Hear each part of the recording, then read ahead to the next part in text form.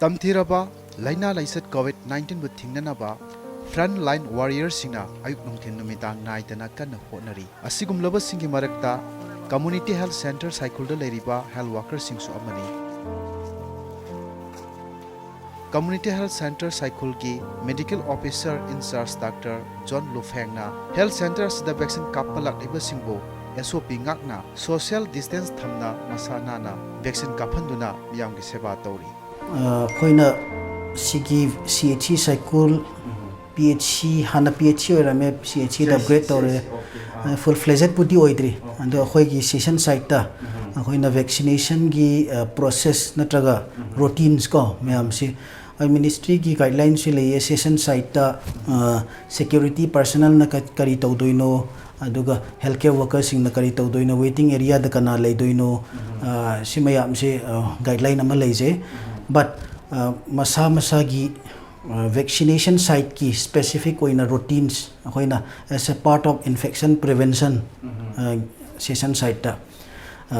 koina routines kra process kra same jai masi se based on the instruction from the ministry ko expert security vaccination officer one se security personnel sing pham halle security personnel sing sina laiba beneficiary sing turnout sing si vaccine ka pa lakpa sing beneficiary sing si moina yingsillaga token PBA serial number token token first come first serve basis ada moi sing si ka pa lakpa sing si ID proof yaurak tabra ko above 45 years oibra frontline workers oibra healthcare workers oibra si mayam si changan adu category da yaw da basing ti changhan dre session site manung da yaw basing da waiting area da pham halle waiting area si da koina pham basida from starting from the security checkpoint ko koina covid appropriate behavior mask hab ta changhan de mask hab halle social distance queue le halle aduga akoi hand sanitizer ko changa I ki do gate ta changa ki do waiting room da koina direct to ge do beneficiary sing si hand sanitize to thokhalaga waiting room da akoi social distance pan maintain to khalle social maintenance to khallaga mask up ta ba koina phajana yengsile adu matungina koina waiting room sida akoi gi line department gi official singa akoi healthcare workers sing su yawe ya doctors on duty yawe waiting room sida koina session side horam daida beneficiary lakpa sing se do's and don'ts ko aduga vaccine si kana ka pa yage kana ka pa yade vaccine si first dose second dose karam kanda ka puno si information education communication si mayam si koina healthcare workers sing na moiga interaction ama pangthoe adu loira kanda moigi site gi so any queries leiradi akoiga interaction tawraga moigi queries mayam si address tawbinaba khoina sile and from the waiting area akoina healthcare workers sing sina queue da session history assessment room haina khoina ma identify tawe masi history assessment room sida khogi health professional phame moi sing sina first dose ka pop oidoira kari pass comorbidities history allergy history kup na lawraga masi ka pa yare haiba kan sida khoina covid portal handler sing da register to khale register to boloira kan da khoina vaccinator officer vaccine kap ki do sing da khoina thajillaga vaccine kap hale maintaining safe injection practice matungda khoina observation room da 30 minutes leire observation room da 30 minutes leibasi khoina magi timekeeper thambiye khoi ge on duty doctors and nurses sing leibiye moi sing sina any side effect kumba ko 30 minutes manung da tholak pa leibra or yum da hanba kan da kai side effect tholak pa yabra sing se beneficiary sing da observation da leiba beneficiary sing da inform tawbiye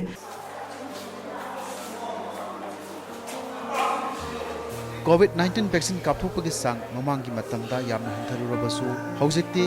Manipurda leiba health center ayambada COVID-19 ki vaccine kapthokpagi sang asumnasu hangalakni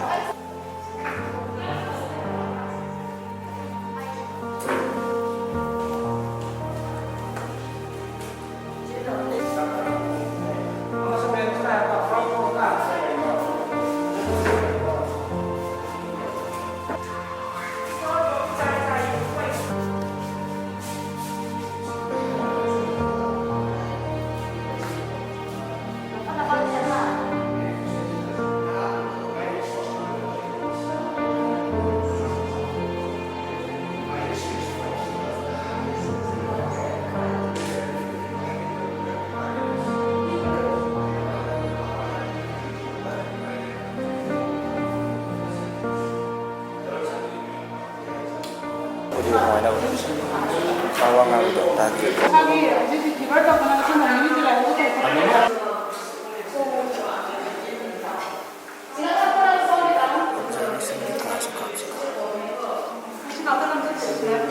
ꯑꯩꯒꯤ ꯃꯤꯡ ꯅꯩꯀꯤꯝ ꯀꯧꯏ ꯑꯩ ꯃꯥꯏꯕꯨꯡ ꯀꯣꯝꯗꯒꯤꯅꯤ ꯑꯩꯒꯤ ꯍꯧꯖꯤꯛꯀꯤ COVID vaccination ꯁꯦꯀꯦꯟ ꯗꯣꯁꯀꯤ ꯂꯥꯛꯄꯅꯤ ꯑꯩ ꯏꯁꯥꯃꯛ front line worker ꯑꯃꯅꯤ ꯑꯗꯨꯒ ꯃꯁꯤꯗ ꯁꯥꯏꯀꯜꯗ ꯇꯧꯕꯗ ꯀꯔꯤꯁꯨ ꯊꯣꯏꯗꯣꯛꯅ ꯑꯋꯥꯕ ꯊꯦꯡꯅꯗꯦ ꯑꯗꯨꯕꯨ ꯍꯧꯖꯤꯛꯀꯤ ꯃꯇꯝꯒꯤ ꯑꯣꯏꯅ ꯒꯥꯔꯤꯗꯤ ꯆꯦꯟꯗꯕꯅꯤꯅ ꯑꯊꯥꯞꯄꯒꯤꯗꯤ ꯈꯤꯇꯪꯗꯤ ꯄ꯭ꯔꯣꯕ꯭ꯂꯦꯝ ꯂꯩꯔꯝꯕ ꯌꯥꯏ ꯑꯩꯈꯣꯏ doctor zone M O in-charge CHC ꯁꯥꯏꯀꯜꯒꯤ ꯃꯍꯥꯛꯀꯤ ꯍꯥꯔꯗ ꯋꯥꯔꯛꯁꯦ ꯎꯕꯗ ꯑꯩꯈꯣꯏꯗꯁꯨ ꯊꯧꯅꯥ ꯌꯥꯝ ꯄꯤꯌꯦ ꯑꯗꯨꯒ ꯃꯍꯥꯛ ꯃꯊꯧꯗ ꯄꯨꯛꯅꯤꯡ ꯌꯥꯝ ꯆꯪꯕ ꯑꯗꯨꯒ ꯁꯣꯁꯥꯏꯇꯤꯒꯤꯗꯃꯛꯇꯁꯨ ꯌꯥꯝꯅ ꯈꯟꯕ ꯆꯥꯎꯈꯠ ꯊꯧꯔꯥꯡꯒꯤꯗꯁꯨ ꯌꯥꯝꯅ ꯈꯟꯕ ꯗꯣꯛꯇꯔ ꯑꯃꯅꯤ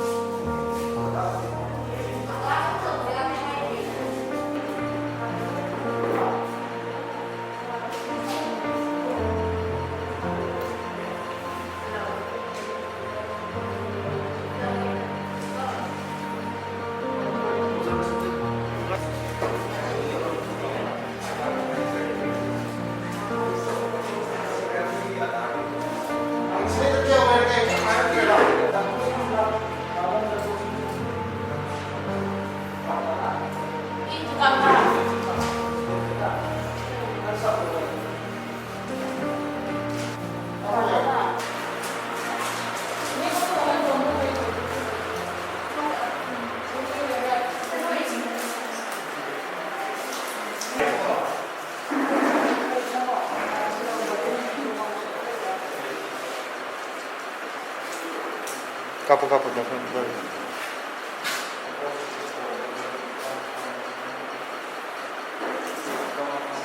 vaccine se anobnina anobu vaccine se roll out tawbada refusal hesitancy ko rimas mayam se dum associated oiraga lakchabne covid ki se hanbo oide mai measles rubella vaccination tawramadu so sigumba issue thingnarame ado akoina sigi akoigi local specific ko oina mayamna refusal mayam si koina kramaina issue si address tawge na gap analysis tawrakpada akoina thingnarak pesi vaccine anobnina rimas mayam tholai masida sigi vaccination site ta koi strategy ama adopt tawrak pasi akoigi influencers area da mina masak khangba waloba singsi akoina identify tawe politicians sings religious leaders social workers NGO leaders singse akoina identify tawe cycle gi citizen oiraga imphal da leiba singsu akoina identify tawraga personally I spoke to them and akoina moi singsi sida vaccinate tawhallaga we used to make a short video clip prominent citizens singsi akoina video clip semaga public appeal tawhalle moi vaccination tawba loirakanda and from that khoigi hana turnout si yam hamdabne hojik si yam khalle apart from that akoina advocacy si mafam da tawraga lae ngasi su cycle town da religious leaders sing academicians sing and then NGO leaders sing awareness program ama laye masi dasu yawdoine and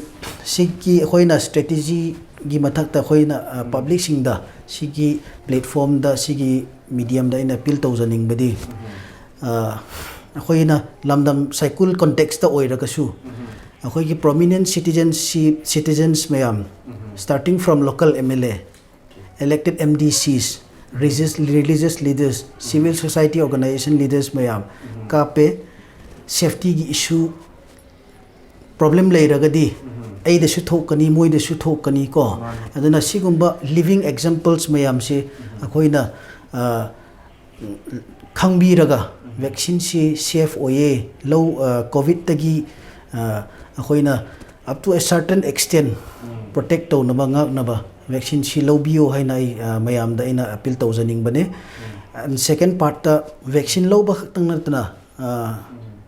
expert sing na suggest to ba covid appropriate behavior akoina mask se lep tana masi sijina biba masa piba aduga sabandi khoina chatpa khuding mafam da pubangam dabni na hand sanitizer alternative solution health hand sanitizer thola panina outdoor da chatpa kan da hand sanitizer macha pai bi raga khoina hand sanitize hand hygiene maintain to biba and then mayam gi punba da yawa singsu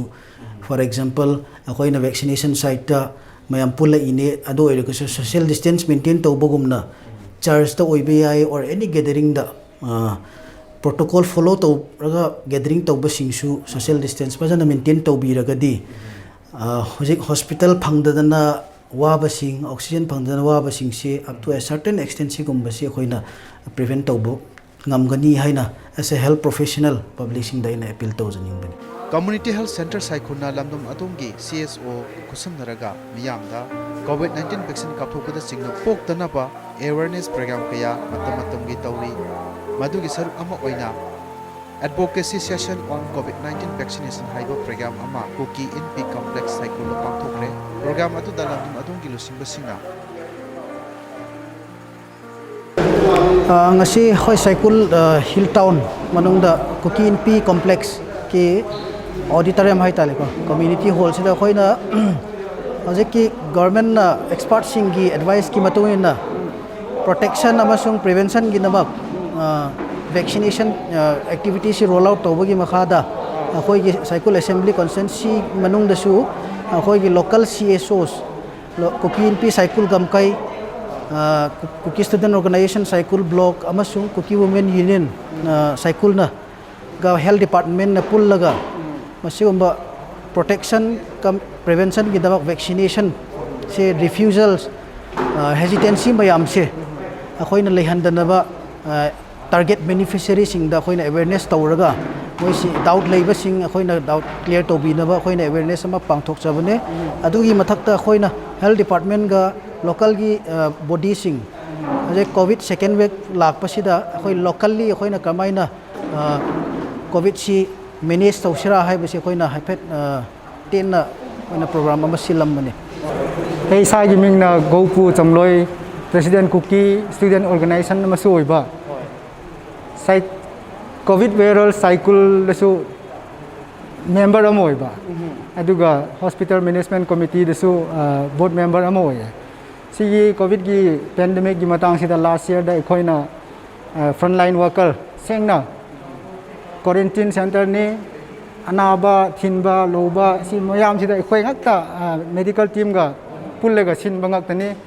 kramukanda government na sigumba vaccine si puthok gedra haibasi khoi na igatli waiting ko ngai basi ngasi hojik si ayam busu kap khre ngasi khoi na civil organization sing na lu ching rega medical team ga awareness program si pangthok trega di mi ayam basina kapning deba hesitation ama lei basi khoi na phajana clarify to bi rega mathang si kap rani haibasi yam thajale sai mang lupho aduga aigi sinpham sina president Kuki in P cycle thoina akhoi civil organization ga medical team na thoina masi awareness program si sin basi akhoi gi ayamba akhoi gi ching hai tare local sida masi gi vaccine matang sida yam na lan na social media oro aduga lan na loba mi khara leire ada vaccine si kapning daba aduna masigi matang sida mayam si awareness pi dragadi mi ngasai gi khang dabanina masi vaccine kap nabasi mi for they have to come forward ado masdu yam khara wat panina hoi handak akoi na mayam su tak pa yaba tambi bi yaba aduga clear tawbi bi yaba tawbadagi hojik si sidad su hanadagidi vaccine kapasi hojik mi khara yam khalle aduna khangdaba natraga gyan tadaba kangbodu even medical team yauna mi si gyan ta handragadi मसीगी vaccine नत्रगा कोविड-19 war से अखोइना कमाइना face तौगद्रा हाबगी अवाबा में अखोइ दसु लाकदबनिना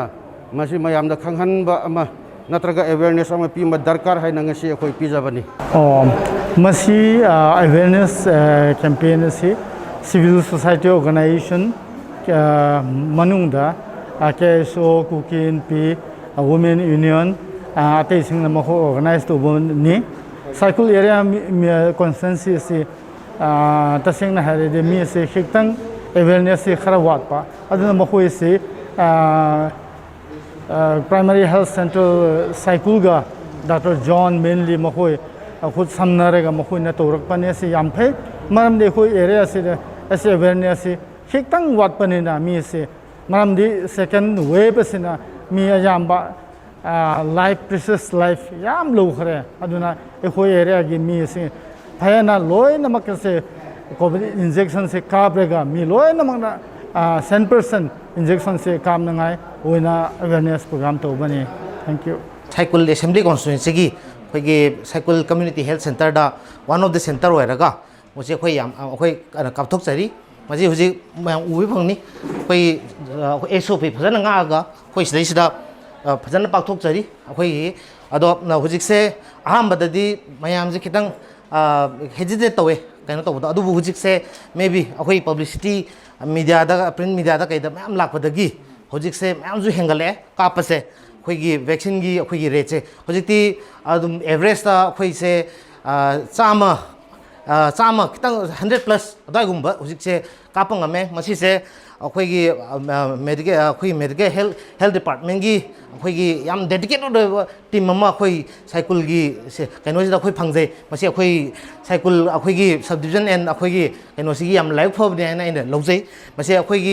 block task force हैना अखोई line department अति सु योबी अखोई पुलिस होम डिपार्टमेंट की पुलिस सिक्योरिटी पर्सनल सु योबी अदि आईसीडीएस सीडीपीओ डिस्ट्रिक्ट एडमिनिस्ट्रेशन अखोई पुलप पुल्लगा अखोइना सिंजब कइनोनि सि मसी गवर्नमेंट साइड तगी सिंजब आइना मयाम प्रजा सिदा अबतंग अपील अमतंग तौजनिंगी मसिगी वैक्सीन से यामना फबा कइनोनि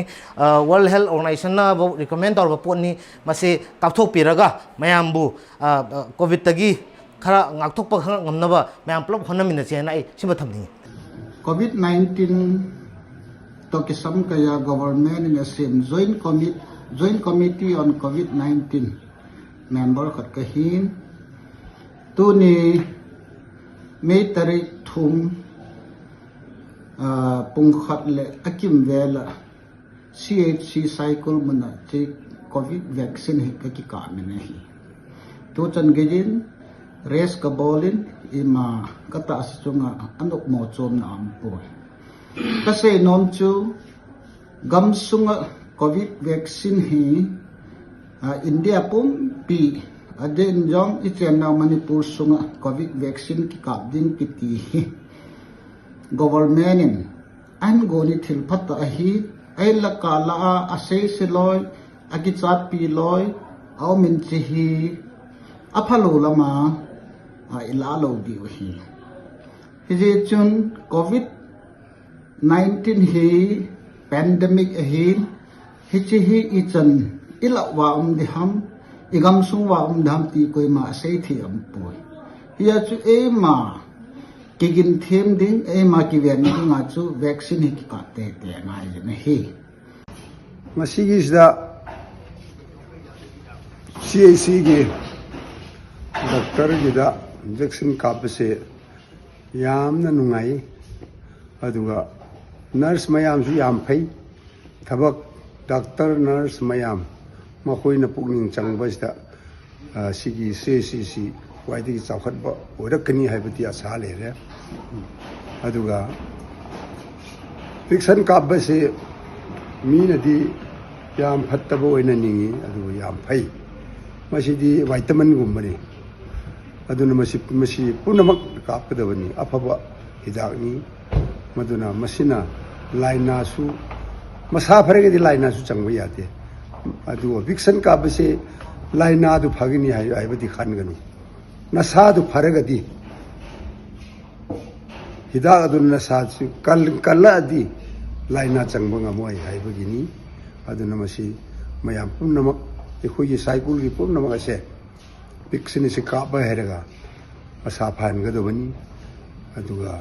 लाइना चंगहलोइदबनी अदुगा अखोइगी CAC हुजिक डॉक्टर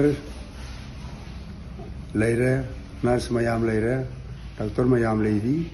मधुना मखोइना फजना सेंगदोक्तना खुतोक्तना यामना नानना थम्बसिमा याम थागतनिंगाइनी.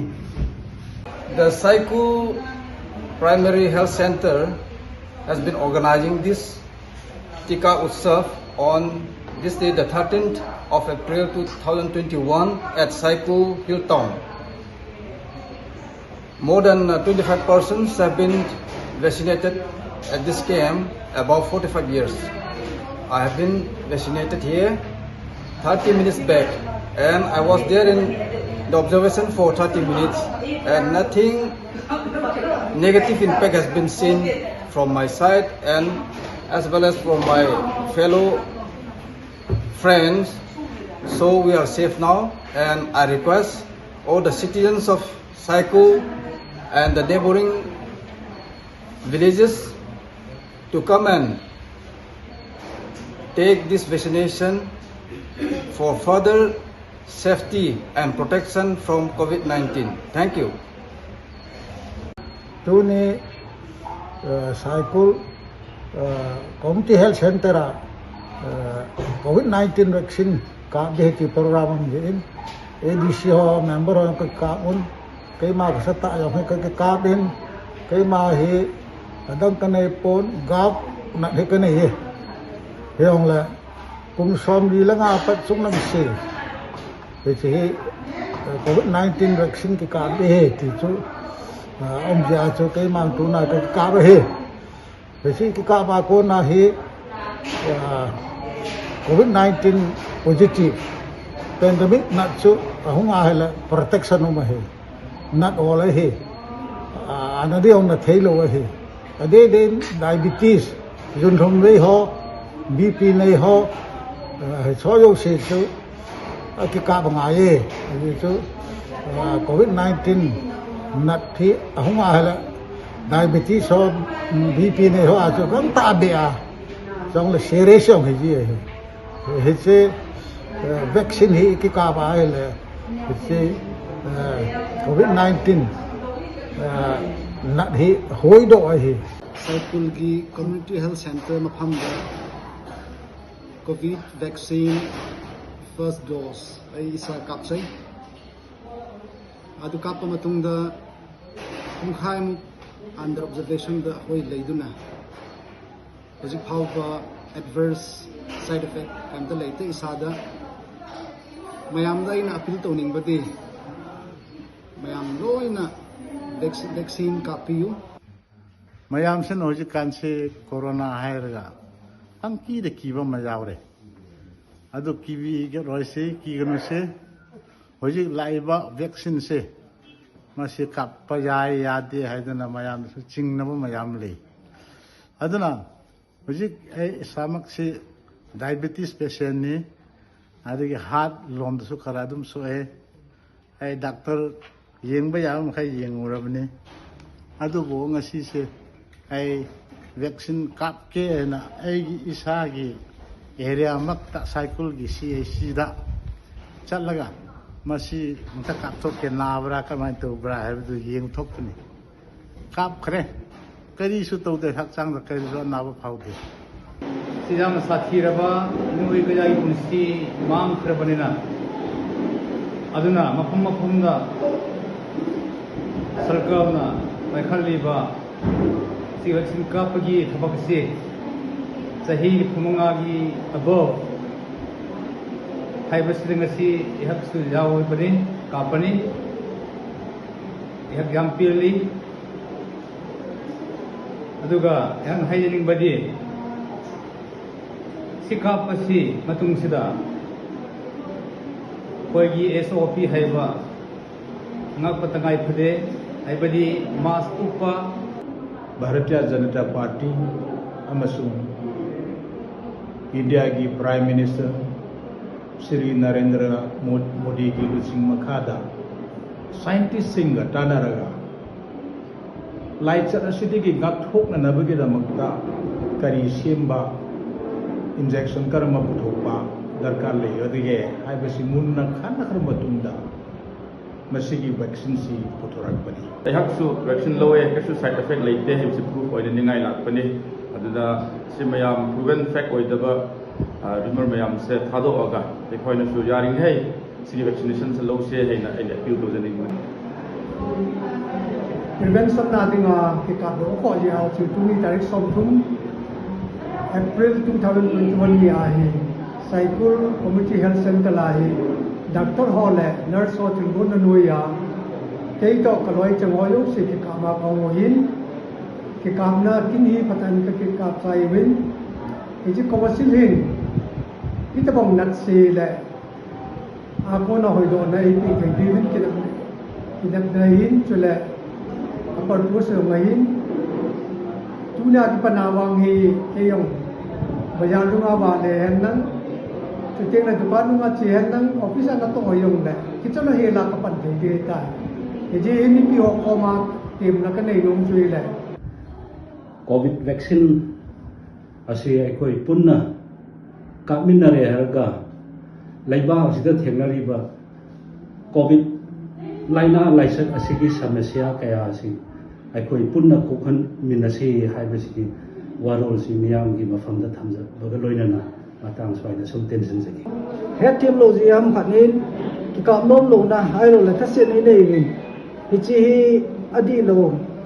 hidingin ka ging chai tu ni no ke ta jang ka hongin experiment ka borin ka kamin hi chi ki ka chi phai ti hi mi pi ko ma sai no win chiteng le tu hi tu din muna hi India sung hi stage 3 IT yong ki saitan Israel yarachin in sung harai every household hi mi adamom te ding ti choitan a stage even ala hi chen inat masanga hi coronavirus hi damona inat masanga hi ki ben te dinga hi vaccine ke kap do hi aphai ti chu ain la dam theina ki ven na hi ji sun kap lo the lo hi jin yong phaya ge hin nai cha ki kap na the ma hin ain la igam kai mong gi kap man ta dunia dong gi kap do he tiếng lệ mi alung dong BP này ai lo ala diabetes này thì họ do hệ tâm hình tu lại cái ông BP ông control lại diabetes ông borderline ông cái ai vào mà chú doctor họ expert họ sẽ này mà sao có anh ông quay thì giờ vào chú cái cảm là phải thì không cái cảm hệ bây chú